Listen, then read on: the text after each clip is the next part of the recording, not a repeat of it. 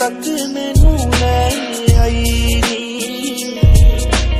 सिद्धू जिद सां नाल करी बैठा है